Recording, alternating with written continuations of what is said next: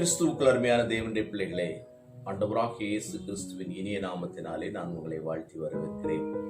இந்த நாளிலும் உங்களோடு கூட ஆண்டவருடைய வார்த்தையை பகிர்ந்து கொள்ளும்படியாய் தேவன் கொடுத்த கிருபைகளுக்காக நான் ஆண்டவருக்கு நன்றி செலுத்துகிறேன். இந்த நாளிலும் ட்ரினிட்டி, திரியேகத்துவத்தை பற்றி உங்களோடு கூட நான் பேசவிருக்கின்றேன். திரியேகத்துவத்தை குறித்த பல்வேறு விதமான குழப்பங்கள் அநேகருக்கு உண்டு. குறிப்பாக கிறிஸ்தவர்களுக்கும் இன்னும் பிற மக்களுக்கும் வெவ்வேறு விதத்திலே குழப்பங்கள் உண்டு. கிறிஸ்தவர்களாகிய உங்களுக்கு 3 கடவுள்கள் உண்டு என்றும், நீங்கள் ஒரே தேவனை வணங்குகிறீர்கள் என்று சொல்வது சரியில்லை என்றும் அநேகர் நம்மை குழப்பி விடுவதை நாம் பார்க்க முடிகிறது. ஆனால் வேதம் நமக்கு என்ன சொல்கிறது என்று சொன்னால், நம்முடைய தேவன் ஒருவரே, ஆனால் அவருடைய செயல்பாடுகள் 3 விதமாக இருக்கிறது என்று நமக்கு ஆண்டவருடைய வேதம் சுட்டிக்காட்டுகின்றது. இந்த ஆண்டவருடைய இந்த 3 படிநிலைகளை குறித்து விளக்க வந்த அநேக அறிஞர்கள் சில நேரங்களிலே தங்கள் வழியை விட்டு விலகி திரிபு கொள்கைகளுக்காரர்களாக மாறியிருக்கிறார்கள், அல்லது அவருடைய கொள்கைகள் வேதத்திற்கு விரோதமானதாக அமைந்திருக்கிறது. அது மட்டுமில்லாமல் அதை ஏதாவது ஒரு பொருளுடன் சேர்த்து அல்லது பொருளை கொண்டு விளக்க முற்பட்டு அதுவும் முடியாமல் போயிருக்கிறது. ஏனென்றால் பிதா, குமாரன், பரிசுத்தாவி ஆகிய இந்த திரியேக தெய்வத்தை எதனோடும் ஒப்பிட்டு நாம் விளக்க முடியாது என்பதை முதலாவதாக நாம் தெரிந்து கொள்ள வேண்டும். இருப்பினும் இந்த நாளிலே நான் உங்களோடு கூட ஒரு சில காரியங்களை பகிர்ந்து கொள்ள விரும்புகின்றேன். நாம் ஒரே கடவுளை கொண்டிருக்கிறோம் என்பதற்கு ஆதாரமாக உபாகமத்தின் புஸ்தகம் 6ஆம் அதிகாரம் 4ஆம் வசனம் இவ்விதமாக சொல்லுகிறது. என்ன சொல்லுகிறது என்று சொன்னால், நம்முடைய தேவனாகிய கர்த்தர் ஒருவரே கர்த்தர் என்று சொல்கிறது. அப்படி இருக்கும் பொழுது நமக்கு 3 கடவுள்கள் என்ற எண்ணம் அடிபட்டு போகின்ற ஒன்றாக இருக்கிறது.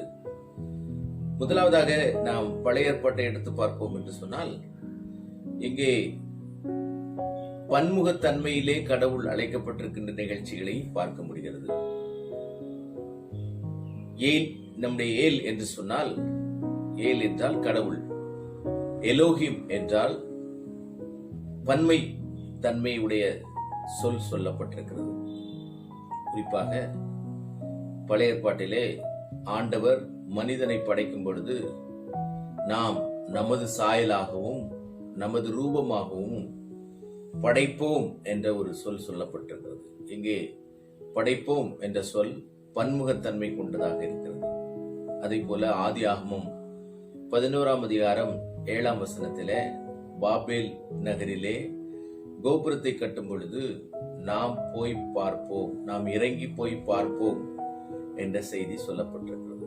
அதுபோல ஏசாயாவுக்கு ஆண்டவர் அழைப்பு கொடுக்கும் பொழுது ஏசாயா 6ஆம் அதிகாரத்திலே நான் யாரை அனுப்புவேன், யார் நமது காரியமாய் போவான் என்று சொல்கின்ற வசனத்தை படிக்க முடிகிறது. ஆக இந்த 3 வசனங்களும் நமக்கு சுட்டிக்காட்டுகின்ற ஒரு உண்மை என்னவென்று சொன்னால், கடவுள் பன்முகத்தன்மையிலே தன்னை வெளிப்படுத்திக் கொண்டிருக்கிறார் என்பதை சுட்டிக்காட்டுகிறது. ஆனால் அதே நேரத்திலே புதிய ஏற்பாட்டிலே பிதா, குமாரன், பரிசுத்தாவி என்ற இந்த பன்முகத்தன்மை குறித்த கருத்துக்கள் அதிகமாக இருப்பதை நாம் காண முடிகிறது. முதலாவதாக நாம் பார்த்தால், இயேசு கிறிஸ்து திருமுழுக்கு ஞானஸ்நானம் பெறும் பொழுது அவர் மேலே பரிசுத்த ஆவியானவர் புறாவை போல் வந்து அமர்ந்தார் என்றும், வானம் திறந்து வானத்திலிருந்து ஒரு சத்தம் வந்தது, இவர் என்னுடைய நேசகுமாரன், இவரிலே நான் பிரியமாயிருக்கிறேன் என்ற செய்தியும், அதைத் தொடர்ந்து பவுலடிகளார் 2 கொரிந்தியர் 13ஆம் அதிகாரம் 14ஆம் வசனத்திலே விதமாக சொல்கிறார், நம்முடைய கர்த்தராகிய இயேசு கிறிஸ்துவின் கிருபை, பிதாவாகிய தேவனுடைய அன்பு, பரிசுத்தாவினுடைய ஐக்கியம் என்று நாம் எப்பொழுதும் ஆலய இறுதியிலே சொல்கின்ற ஆசீர்வாத வசனம், இதையும் இங்கே குறிப்பிடுகின்றார். ஆக இந்த 3 பகுதிகளிலும் பிதா, குமாரன், பரிசுத்தாவி ஆகிய திரியேக தேவனுடைய ஒருமைப்பாட்டினுடைய நிலையை இந்த 3 வசனங்களும் நமக்கு எடுத்து காட்டுகிறது. இப்படி இருக்க இந்த பிதாவை, குமாரனை, பரிசுத்தாவியை நாம் எப்படி விளங்கிக் கொள்வது என்று நாம் வேதத்தின் அடிப்படையிலே பார்த்தால், இதை முதலாக இயேசு கிறிஸ்துவே பிதா, பரிசுத்தாவி இவர்கள் இருவருக்கும் ஒரு நல்ல அடையாளத்தை அல்லது ஒரு நல்ல செய்தியை சொல்லுகின்ற நிகழ்ச்சியை யோவான் 14ஆம் அதிகாரம், 15ஆம் அதிகாரம், 16ஆம் அதிகாரம், 17ஆம் அதிகாரம் ஆகிய பகுதிகளிலே நாம் வாசிக்க முடிகின்றது. இயேசு கிறிஸ்து தன்னுடைய வேலையை தொடங்கியவுடன் யோவான் 4ஆம் அதிகாரத்திலே சமாரியா பெண்ணோடு கூட உரையாடுகின்ற அந்த உரையாடலிலே இயேசு தன்னுடைய பிதாவை வெளிப்படுத்துகின்ற ஒரு நிகழ்ச்சியை நாம் காண முடிகின்றது. குறிப்பாக யோவான் 4ஆம் அதிகாரத்திலே அந்த பகுதி என்ன சொல்லுகிறது என்று சொன்னால், பிதாவை தொழுது கொள்ளும் காலம் வருகிறது என்று சொல்லி, எங்கும் பிதாவை தொழுது கொள்ளும் காலம் வருகிறது என்று சொல்கின்றார். அப்படி என்று சொன்னால் பிதா இவை இங்கே ஆண்டவராகிய இயேசு கிறிஸ்து வெளிப்படுத்துகின்ற ஒரு நிகழ்ச்சியை காண முடிகிறது. அதைத் தொடர்ந்து 4ஆம் அதிகாரம் 34ஆம் வசனத்திலே சொல்லும் பொழுது விதமாக சொல்கின்றார், தன்னுடைய சீடர்கள் அவருக்கு உணவு கொண்டு வந்து கொடுக்கும் பொழுது, என்னுடைய உணவு இதுவல்ல, என்னுடைய பிதாவினுடைய சித்தத்தை நிறைவேற்றுவதே என்னுடைய ஆகாரம் அல்லது உணவாக இருக்கும் என்று ஆண்டவர் சொல்லுகின்றார். ஆக பிதா மகிமைப்படக்கூடியவர் என்றும் அந்த பிதாவினுடைய சித்தம் இந்த பூமியிலே நிறைவேற வேண்டும் என்பதையும் இந்த 2 வசனங்களின் வழியாக சொல்கின்றார். அதே போலதான் மத்தேயு 6ஆம் அதிகாரத்திலே கர்த்தருடைய ஜெபத்தை சொல்லிக் கொடுக்கும் பொழுது அவர் விதமாக சொல்கின்றார், உம்முடைய சித்தம் பரலோகத்தில் நிறைவேற்றப்படுவது போல பூமியிலும் நிறைவேறுவதாக என்ற ஒரு செய்தியையும் சொல்லுகின்றார். இயேசு பிதாவினுடைய சித்தத்தை நிறைவேற்ற வந்ததாக பல இடங்களிலே அவர் சொல்லுகின்றார். நான் பிதாவினிடத்திலிருந்து வந்திருக்கிறேன், பிதா எனக்கு என்ன சொன்னாரோ அதை நான் உங்களுக்கு சொல்லுகிறேன், நானும் பிதாவும் ஒன்றாக இருக்கிறோம் என்றெல்லாம் இந்த யோவான் 14, 15, 16ஆம் அதிகாரங்களிலே இயேசு சொல்கின்றார். ஆக இயேசுவுக்கும் பிதாவுக்கும் உள்ள ஒரு நெருக்கத்தை அவர் இங்கே சுட்டி காட்டுகின்றார். அது மட்டுமில்லாமல், நான் என்னுடைய சுயமாய் அல்ல, பிதாவினிடத்திலிருந்து என்ன பெற்றுக் கொண்டேனோ அதே நான் உங்களுக்கு அறிவிக்கிறேன் என்று ஆண்டவராகிய இயேசு கிறிஸ்து சொல்லுகின்றார். அப்படி என்று சொன்னால் இந்த பிதா யார் என்ற ஒரு கேள்வி நமக்கு எழும்பலாம். இந்த பிதாவை பற்றி சொல்லும் பொழுது இவர் படைப்பாளராக இருக்கின்றார் என்று வேதம் நமக்கு எடுத்து காட்டுகிறது. இந்த படைப்பாளராகிய ஆண்டவர் தன்னுடைய குமாரனாகிய இயேசு கிறிஸ்துவை இந்த உலகத்திற்கு அனுப்பினார் என்பதை யோவான் மிகவும் அழகாக நேர்த்தியாக சொல்லுகின்றார். யோவான் 3ஆம் அதிகாரம் 16ஆம் வசனத்திலே, தேவன் தம்முடைய ஒரே பேரான குமாரனை விசுவாசிக்கிறவன் எவனோ அவன் கெட்டு போகாமல் நித்திய ஜீவனை அடையும்படி அவரை தந்தருளி இவ்வளவாய் உலகத்தில் அன்பு கூர்ந்தார் என்று சொல்கின்றார். ஆக இந்த குமாரன் எங்கிருந்து வந்தார் என்பதை நாம் விளக்கமாக தெரிந்து கொள்ள வேண்டும் என்று சொன்னால், யோவான் 1ஆம் அதிகாரம் 1ஆம் வசனம் முதல் 3ஆம் வசனம் வரை உள்ள பகுதியிலே விதமாக சொல்கிறது. ஆதியிலே என்று ஆரம்பிக்கின்றார். அந்த ஆதியாகமும் 1ஆம் அதிகாரம் 1ஆம் வசனம் முதல் 3ஆம் வசனம் வரை உள்ள பகுதிகளை கையாண்டு இங்கே அந்த இரண்டையும் ஒப்பிட்டு, இயேசு கிறிஸ்து இடையில் வந்தவர் அல்ல, அவர் ஆதியிலேயே இருக்கிறார், படைப்பு உருவாகும் முன்பே இருக்கிறார் என்ற செய்தியை சொல்லுகின்றார். அங்கு சொல்லும் பொழுது, ஆதியிலே தேவன் வானத்தையும் பூமியையும் சிருஷ்டித்தார். அந்த சிருஷ்டித்த பின்பு அதன் மேல் ஜலத்தின் மேல் தேவ ஆவியானவர் அசைவாடினார். அதற்கு பின்பதாக உண்டாக கடவுது என்ற துணி எழுந்தது. இந்த மூன்றிலும் 3 குணாதிசயங்களை கொண்ட தேவன் இருப்பதாக உணர்த்துகின்றார். படைப்பாளராகிய பிதா, ஆத்துமா அல்லது ஆவி, அதன் பின்பு இயேசு கிறிஸ்து வார்த்தையாக இருக்கிறார். அதைதான் யோவான் 1ஆம் அதிகாரத்திலே 1ஆம் வசனத்திலே சொல்லும் பொழுது விதமாக சொல்கின்றார். ஆதியிலே வார்த்தை இருந்தது, அந்த வார்த்தை தேவனிடத்தில் இருந்தது, அந்த வார்த்தை தேவனாய் இருந்தது என்று சொல்கிறார். The word became flesh, அல்லது வார்த்தையானது மாமிசமாக வந்தது என்பதை எடுத்து காட்டுகின்றார். ஆக படைப்பிலேயே இயேசு இருந்தார் என்ற செய்தியை யோவான் நமக்கு மிகவும் தெளிவாக எடுத்துச் சொல்லுகின்றார். இந்த யோவான் 1:14 வாசிப்போம் என்று சொன்னால், வார்த்தை தேவனோடு இருந்தது, அது தேவனாக மாறியது. அந்த வார்த்தை தான் மாம்சமாகி கிருபையினாலும் சத்தியத்தினாலும் நிறைந்தவராய் நமக்குள்ளே வாசம் பண்ணினார். அவருடைய மகிமையை கண்டோம். அது பிதாவுக்கு ஒரே பேரானவருடைய மகிமைக்கு ஏற்ற மகிமையாகவே இருந்தது என்று சொல்கிறார். ஆக இயேசு கிறிஸ்து படைப்பினுடைய ஆரம்பத்திலேயே இருக்கிறார் என்பதை யோவான் ஆதியாகமம் 1:3 வரை உள்ள பகுதியை எடுத்து யோவான் 1:1 முதல் 3 வரை உள்ள பகுதியிலும் 14 இதை நமக்கு நினைப்பூட்டுகின்ற நிகழ்ச்சிகளை நாம் காண முடிகின்றது. ஆக பிதா படைப்பாளராகவும் குமாரன் இந்த படைப்பை மீட்க வந்த மீட்பராகவும் எடுத்து காட்டப்படுகின்றார்.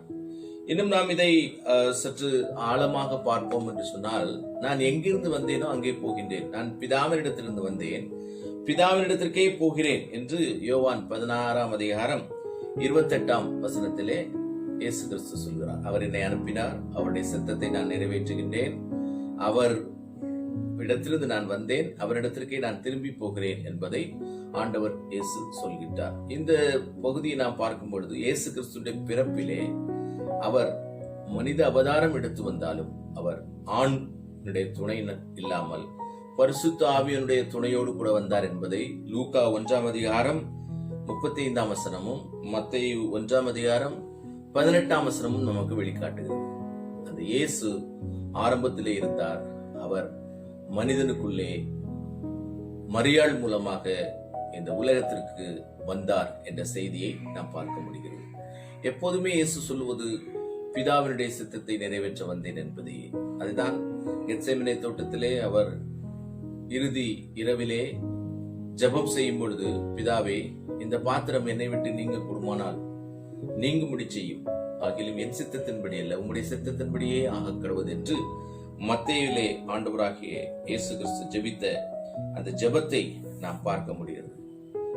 ஆக இயேசு கிறிஸ்துவும் படைப்பிலே அல்லது இந்த உலகம் உருவாவதற்கு முன்பதாகவே இருந்தார், அவர் பிதாவாக இருந்தார் என்ற செய்தி அறிய முடிகிறது. அதற்கு அடுத்ததாக சொல்லும் பொழுது, பரிசுத்தாவியை பற்றி இயேசு கிறிஸ்து சொல்லும் பொழுது, நான் உங்களை திக்கற்றவர்களாக விடேன், நான் உங்களுக்காக ஒரு இடத்தை ஆயத்தம் பண்ண போகின்றேன், நான் உங்களுக்காக பிதாவினிடத்திலே வேண்டிக் கொள்ளுவேன், தேற்றவாளனை, உங்களோடு எப்பொழுதும் இருக்கக்கூடிய சகாயரை அவர் அனுப்புவார் என்ற செய்தியை இயேசு கிறிஸ்து சொல்லுகின்றார்.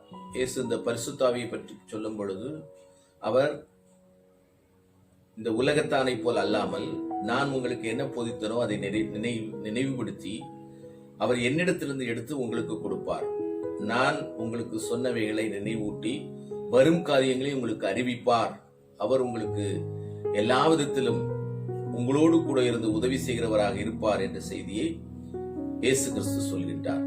அதையும் நாம் யோவானிலே பார்க்க முடிகிறது. இந்த பரிசுத்த ஆவியானவர் வாக்கு பண்ணப்பட்டவர் என்று அப்போஸ்தலர் நடவடிக்கைகள் 1:4-5 சொல்லிவிட்டு, அந்த வாக்கு பண்ணப்பட்ட ஆவி உங்களுக்கு கிடைக்க வேண்டும் என்றால் நீங்கள் காத்திருங்கள் என்று சொல்லி, அவர்கள் காத்திருந்த பொழுது அப்போஸ்தலர் நடவடிக்கைகள் 2 சொல்லப்பட்டிருக்கிறது, பரிசுத்த ஆவியானவர் காத்திருந்தோர் மேல் ஊற்றப்பட்டார், அவருடைய வருகை நிச்சயமானது. இயேசு புறப்பட்டு சென்றார், பரிசுத்த ஆவியானவர் ஊற்றப்பட்டார் அல்லது இறங்கி வந்தார் என்ற செய்தியை நாம் அப்போஸ்தலர் நடவடிக்கைகளிலே நாம் வாசிக்க முடிகிறது. இந்த பரிசுத்த ஆவியானவர் என்னை மகிமைப்படுத்துவார், நான் பிதாவை மகிமைப்படுத்துகிறேன், பிதா என்னை மகிமைப்படுத்துகிறார் என்ற செய்தியும் நாம் வேதத்திலே வாசிக்க முடிகிறது. உண்மையாகவே இயேசுவை பிதா மகிமைப்படுத்தினார் என்ற செய்தியை நாம் பிலிப்பியர் 2 வாசிக்க முடிகிறது.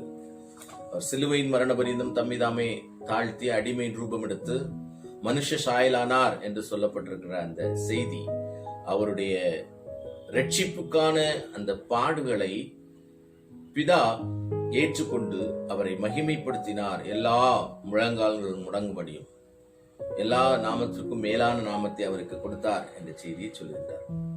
அதே போல இயேசுவும் பிதாவை மகிமைப்படுத்தினார். நீர் சொன்ன காரியங்கள் எல்லாவற்றையும் என் கிரியையினாலே செய்து முடித்தேன் என்று இயேசு சொல்கின்றார். அந்த சொல் இயேசு பிதாவை மகிமைப்படுத்திய காரியங்களை நமக்கு எடுத்து காட்டுகின்றன. யோவான் 17ஆம் அதிகாரம் 2ஆம் வசனம் முதல் 4ஆம் வசனம் வரை உள்ள பகுதிகளிலே இயேசு கிறிஸ்து மிகவும் அழகாக சொல்லுகிறார். அவர் அந்த ஜெபத்திலே சொல்லும் பொழுது சொல்கிறார், பிதாவே, வேலை வந்தது, நீர் உம்முடைய குமாரனுக்கு தந்தன யாவருக்கும் அவர் நித்திய ஜீவனை கொடுக்கும் பொருட்டு மாம்சமான யாவர் மேலும் நீர் அவருக்கு அதிகாரம் கொடுத்தபடியே உம்முடைய குமாரன் உம்முடைய மகிமைப்படுத்தும்படிக்கு நீர் உம்முடைய குமாரனிலே மகிமைப்படுத்தும். ஒன்றான மெய்தேவனாகிய உம்மையும் நீர் அனுப்பினவராகிய இயேசு கிறிஸ்துவையும் அறிவதுமே நித்திய ஜீவன். பூமியிலே நான் உம்மை மகிமைப்படுத்தினேன், நான் செய்யும்படி நீர் எனக்கு நியமித்த கிரியைகளை செய்து முடித்தேன் என்று சொல்லுகின்றார். இயேசு கிறிஸ்துவை பிதா மகிமைப்படுத்தின செய்தியை நாம் இங்கு காண முடிகிறது. அது மட்டுமில்லாமல் பரிசுத்த ஆவியானவரும் இயேசுவை மகிமைப்படுத்தினார் என்ற செய்தியை யோவான் 16ஆம் அதிகாரம் 14ஆம் வசனத்திலே சொல்லுகின்றார். நான் என் சுயமாய் பேசவில்லை, இயேசு கிறிஸ்துவிடத்திலிருந்து எடுத்து உங்களுக்கு சொல்லுகிறேன். அவர் மகிமைப்படும்படியாக நான் உங்களுக்கு இதை கற்றுத் தருகிறேன் அல்லது சொல்லுகிறேன் என்ற செய்தியும் நாம் வாசிக்க முடிகிறது. ஆக பிதா, குமாரன், பரிசுத்தாவி ஆகிய மூவரும் ஒன்றான நிலையிலே இருப்பதனாலே அவர்கள் மகிமைக்குள்ளவர்களாக ஒருவரையொருவர் விட்டுக் கொடுக்காமல் அல்லது ஒரு பண்பு நிலை மற்றொரு பண்பு நிலை விட்டுக் கொடுக்காமல் அது ஒரே சமநிலையிலிருந்து செயல்பட்டது என்ற செய்தியை நாம் வாசிக்க முடிகிறது. இந்த இயேசு கிறிஸ்து ஏன் உலகத்து வந்தார் என்பது நமக்கு தெரியும். பிதா அவரை நமக்கு மீட்பு தர வேண்டும் என்று அனுப்பினார் என்று யோவான் 3:16 பரிசுத்த ஆவியை இயேசு கிறிஸ்து பெற்றுக்கொள்ளுங்கள் என்று அனுப்பிய ஒரு நிகழ்ச்சி அப்போஸ்தலர் 1ஆம் அதிகாரத்திலும் 2ஆம் அதிகாரத்திலும் நாம் பார்க்க முடிகிறது. இந்த மூவரும் எப்படி இருக்கிறார்கள் அல்லது இந்த மூன்று தன்மைகளும் எப்படிப்பட்டதாக இருக்கிறது என்று சொன்னால், ஆதியாகமத்திலே நாம் வாசிக்கின்றோம், மனிதனை கடவுள் படைத்தார். மனிதன் கடவுளோடு கூட நெருங்கிய உறவுகள் வைத்திருந்தான். ஒரு நாள் இறைவன் அவனை பார்க்க வரும் பொழுது அவன் ஒளிந்து கொண்டிருக்கிறேன் என்று சொன்னான். என்னை பார்த்து நீ ஏன் ஒளிய வேண்டும் என்று கேட்ட பொழுது அவன் நான் நிர்வாணமாக இருக்கின்றேன் என்று சொல்கின்றான். இந்த நிகழ்ச்சிகள் கடவுளை விட்டு மனிதன் தூர போகின்ற ஒரு காட்சி நாம் அங்கு காணப்படுகிறது. அதனுடைய கடைசி அந்த வசனத்திலே சொல்லும் பொழுது அவனை ஏதேன் தோட்டத்திலிருந்து ஆண்டவர் விரட்டி விட்டார். இந்த மனிதன் கடவுளோடு இருக்க வேண்டும் என்ற உறவு நிலையிலிருந்து துரத்தப்படுகின்ற அந்த நிலைக்கு தள்ளப்பட்ட பொழுது கடவுள் அவனை எப்படியாவது தன்னோடு கூட ஐக்கியத்திற்குள்ளே கொண்டு வர வேண்டும் என்று அநேக முயற்சிகள் செய்கின்றதை நாம் பழைய ஏற்பாட்டிலே பார்க்க முடிகிறது. அப்படி எதுவுமே வெற்றி பெறாத நிலையில்தான் அவருடைய ஒரே குமாரனாகிய இயேசு கிறிஸ்து அல்லது அவரே மனு உரு எடுத்து வந்து இந்த உலகத்தை மீட்க வேண்டும், ரட்சிப்புக்குள்ளாக வழிநடத்த வேண்டும் என்று தன்னையே அவர் பலியாக்கி அதன் மூலமாக அந்த உறவை புதுப்பிக்கின்றார். அப்படி புதுப்பிப்பதற்கு பரிசுத்த ஆவியானவர் ஒவ்வொருடைய மனசாட்சியையும் அல்லது மனம் திரும்புங்கள் என்று சொன்ன அந்த மன மாற்றத்தை ஏற்படுத்துவதற்கான செயல்பாடுகளிலே அவர் ஈடுபட்டார் என்பதையும் நாம் அறிந்து கொள்ள முடிகிறது. அதைதான் எபேசியர் புஸ்தகத்திலே மிகவும் அழகாக 2ஆம் அதிகாரம் 13ஆம் வசனம் முதல் 17ஆம் வசனம் வரை உள்ள பகுதியிலே பவுலடிகளார் மிகவும் அழகாக விவரிக்கின்றார். நமக்கும் இறைவனுக்கும் இடையே ஒரு பெரிய பிளவு இருந்தது, அது சேர்க்க முடியாத ஒரு நிலையில் இருந்தது. ஆனால் அந்த பிளவை அல்லது அந்த உறவை சரி செய்வதற்காக இயேசு கிறிஸ்து அனுப்பப்பட்டார். அவருடைய சிலுவை மரணத்தின் மூலமாக அந்த பிளவுகள் சரி செய்யப்பட்டு சமநிலைப்படுத்தப்பட்டது. நாம் பிதாவை மகிமைப்படுத்தும்படியாக பரிசுத்த ஆவியானவர் நம்மிலே அவர் கிரியை செய்து நாம் அந்த உறவை பெற்றுக் கொள்கிறோம் என்ற ஒரு செய்தியை சொல்லுகின்றார். மொத்தத்தில் இயேசுவினுடைய சிலுவை மரணத்தால் பிதாவோடு கூட நாம் ஒப்புரவாகுகின்றோம். படைப்பாளராகிய பிதா இருந்து நாம் தூரமானவர்களாகிவிட்டோம்.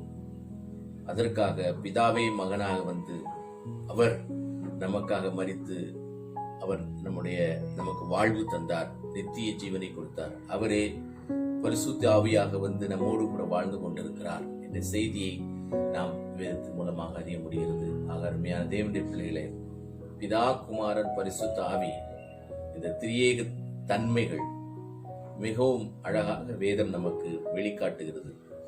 இது 3 கடவுள் அல்ல, ஒரே கடவுளுக்குள் இருந்ததான 3 தன்மைகள் என்பதை நாம் புரிந்து கொள்ள வேண்டும். குறிப்பாக ஒரு அருமையான பாடல் ஒன்று இருக்கிறது. நான் நினைக்கிறேன் கிருஷ்ண பிள்ளை எழுதியிருப்பார் என்று. அந்த பாடலே விதமாக சொல்லப்பட்டிருக்கிறது. சர்வலோகாதிபா நமஸ்காரம், சர்வ சிருஷ்டிகரை நமஸ்காரம் என்றெல்லாம் பாடிக்கொண்டு கடைசியிலே முத்தொழிலோனே நமஸ்காரம், 3இல் ஒன்றோனே நமஸ்காரம் என்று முடிக்கின்றார். ஆம், அவர் 3இல் ஒன்றாக இருக்கின்றார். அவர் நமக்காக எல்லா நன்மைகளையும் செய்திருக்கிறார். அதை நாம் நினைவு கூர்ந்து அவரை நாம் மகிமைப்படுத்தும்படியாய், எப்படி பிதா மகனை மகிமைப்படுத்தினாரோ, மகன் பிதாவை மகிமைப்படுத்தினாரோ, பரிசுத்தாவி மகனை பிதாவை மகிமைப்படுத்தினோம், அதுபோல நாமும் அவருடைய சீடராக இருந்து அவரை மகிமைப்படுத்துவோம். ஆண்டவர் நம்மை ஆசீர்வதிப்பாராக. ஆமென்.